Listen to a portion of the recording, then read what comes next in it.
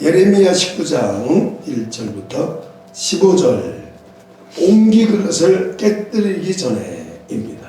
예레미야가 옹기를 깨뜨리는 행동과 예수님께서 십자가에 죽으시는 모든 일들은 예수님을 그리스도로 믿고 하나님께 돌아와 구원받도록 하기 위해서입니다. 그렇죠? 그래서 요한복음 20장 31절 하나님 말씀에는 성경 기록 목적을 기록하고 있어요. 그래서 성경을 기록한 목적이 뭐냐? 바로 그것이 예수님을 믿고 구원받도록 하기 위해서 쓴 것이다. 이렇게 말씀을 합니다. 자, 그래서 오늘 본문 하나님 말씀 보니까 예레미야에게 하나님께서 옹기 그릇을 가져다가 우리로 말하면 그냥 사기 그릇, 도자기 뭐 이렇게 말할 수 있는데 깨어지는 그릇 이것을 가져다가 백성들의 어른, 제사장들 중에서도 어른들 앞에서 그것을 떨어뜨려서 깨라 이렇게 말씀을 해요. 박살을 내라. 박살을 내면 11절 하나님의 말씀 보니까 그 사기 그릇이 한번 팍 깨지고 나면 다시는 완전하게 복원을 시킬 수가 없듯이 바로 하나님의 심판이 임하게 되어지면 그와 같을 것이다. 그러니까 옹기 그릇을 깨뜨리기 전에 하나님께로 돌아와라 이 말씀을 하는 겁니다. 자, 첫 번째, 옹기 그릇을 깨뜨리기 전에 돌아와야 합니다. 자, 이제 거기 같이 읽어봅니다. 심판이 임하기 전에 돌아와야 합니다. 하나님의 말씀을 듣고 회개할 때는 지금입니다.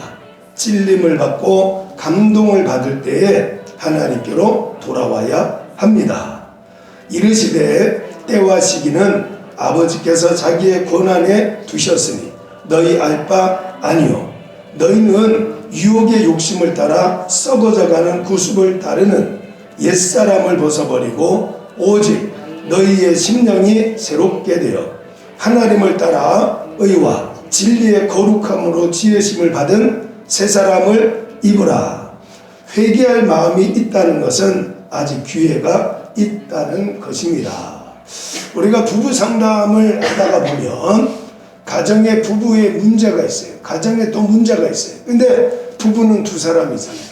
두 사람이 다 함께 부부 세미나나 상담에 와서 상담을 받으면 그 가정이 치유가 되고 회복될 가능성이 거의 90% 가까이 된대요. 그렇지만 둘 중에 한 사람만이라도 내가 내 가정의 문제를 해결함을 받아야 되겠다. 이런 마음을 갖고 참여를 하게 되어지면 70% 이상은 해결이 된 거다. 뭐 이렇게 말을 합니다. 그래서 우리가 이렇게 새벽 시간에 나와서 하나님 앞에 기도하고 하나님 내게 말씀해 주시옵소서 내 인생의 마라의 쓴물을 어떻게 하면 해결할 수 있는지 하나님께서 지시하는 나무를 내가 던져 놓겠습니다.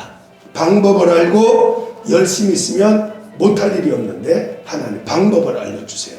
그래서 오늘도 나왔으니까 우리에게는 아직도 회개의 기회가 있다. 회개의 마음이 있다는 것은 하나님의 용서를 받고 새로워질 수 있다 하는 것을 알 수가 있습니다. 자, 두 번째 12절과 13절 하나님 말씀 보면은 도배 땅처럼 되기 전에 아직은 하나님의 자녀의 대우, 하나님이 택한 선민으로서의 유다 백성, 이런 하나님의 자녀의 대우를 할 때 돌아와라 이렇게 말씀을 합니다. 자, 거기에 읽어보겠습니다. 같이 예수님을 그리스도로 믿어 하나님의 자녀의 권세를 갖게 되었습니다. 하나님을 아빠, 아버지라고 부를 수 있게 되었습니다.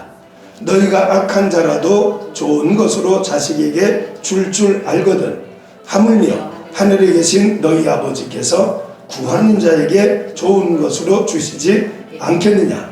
자기 아들을 아끼지 아니하시고 우리 모든 사람을 위하여 내주시니가 어찌 그 아들과 함께 모든 것을 우리에게 주시지 아니하겠느냐.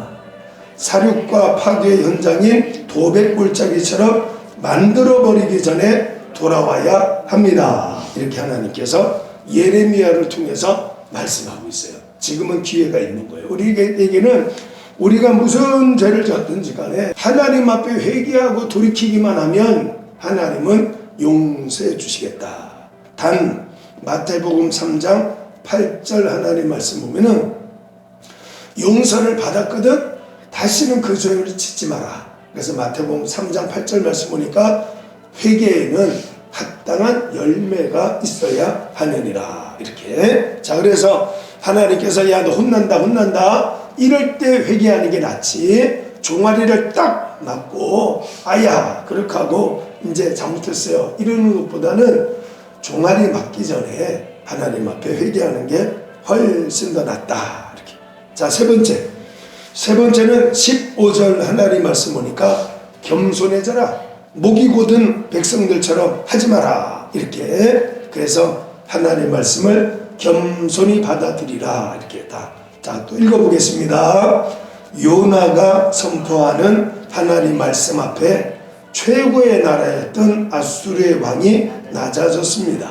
왕과 그의 대신들이 조서를 내려 니느웨에 선포하여 이르되 사람이나 짐승이나 소떼나 양떼나 아무것도 입에 대지 말지니 곧 먹지도 말 것이요 물도 마시지 말 것이며 사람이든지 짐승이든지 다 굵은 베옷을 입을 것이요 힘써 하나님께 부르짖을 것이며 각기 악한 길과 손으로 행한 강토에서 떠날 것이라. 하나님이 뜻을 돌이키시고 그 진노를 그치사 우리가 멸망하지 않게 하시리라. 그렇지 않을 줄을 누가 알겠느냐 한지라. 아멘. 이 니느웨라는 나라는 아수르의 수도인데 이 아수르가 어떤 나라냐 하는 것을 알려고 하면 간단해요. 로마 생각하면 돼요. 로마가 얼마나 대단했어요. 페르시아, 이란 얼마나 대단했어요. 헬라, 알렉산더 대왕이 막 앞장서서 나섰던 헬라. 그러니까 이 헬라나 로마나 페르시아나 바벨론이나 이런 나라들하고 동등한 위치에 있었던 나라가 아수르. 그러니까 요나가 하나님 복음을 전하니까 로마의 네로 황제가, 또 네로 황제의 또 아버지였던 클라우디우스 황제가, 아니면 로마의 네로 황제의 대를 이었던 도미티아누스 황제가, 이런 황제가 하나님 앞에 무릎을 딱 꿇었다, 이런 뜻이에요. 그러니까 하나님께서 그 요나 3장 10절 하나님 말씀에 니느웨 백성들이 한 것을 보시고 내리겠다고 말씀하셨던 재앙을 뜻을 돌이켜서 재앙을 내리지 아니하셨다, 이렇게 말씀을 하고 있습니다.